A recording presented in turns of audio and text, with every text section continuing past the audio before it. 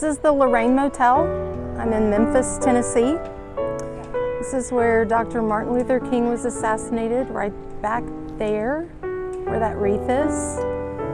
1968, probably one of the worst years in American history. April 4th, 1968. King had come to Memphis because he was speaking at a strike for the garbage workers. And he gave a speech the night before he died that's famous, where he talked about the promised land, and he talked about the civil rights movement, and he talked about how I may not get to the promised land with you, but we're getting there. We're gonna make it there.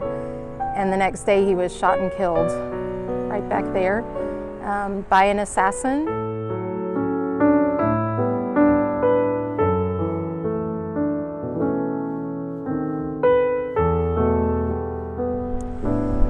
This is a closer look at the room. That was Dr. King's room, right there. Famous photograph with all of the civil rights leaders. Dr. King's body is on the ground. They're all pointing that direction, which is where the shots came from, right across the street. James Earl Ray fired the shots that killed King at that moment. From that point on in 1968, there were race riots erupting across the country. It was an incredibly tough year, one of the roughest in American history. 2020 seems to be giving it a run for its money, but things just fell apart in 1968. The beginning of that year was the Tet Offensive. It was the peak of American involvement in Vietnam. It was the point at which Americans had been told over and over again, we're winning the war in Vietnam, just send in more troops, send in more troops.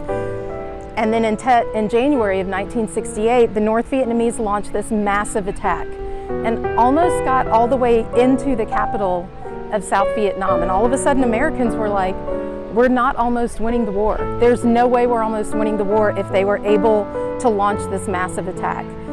So you had Vietnam. In April, you have the assassination of Dr. King, and race riots exploded across the country. In June, you had the assassination of Bobby Kennedy. Bobby Kennedy was running to be the Democratic candidate for the president in 1968.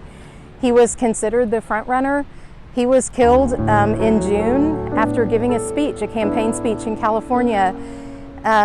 It was just ugly. It was a summer that was full of pain and hurt and ugliness, and it feels very similar to this time. There have been a bunch of articles about is 2020 as bad as 1968. They didn't have a global pandemic, but they had a whole lot of the other stuff that we're still experiencing.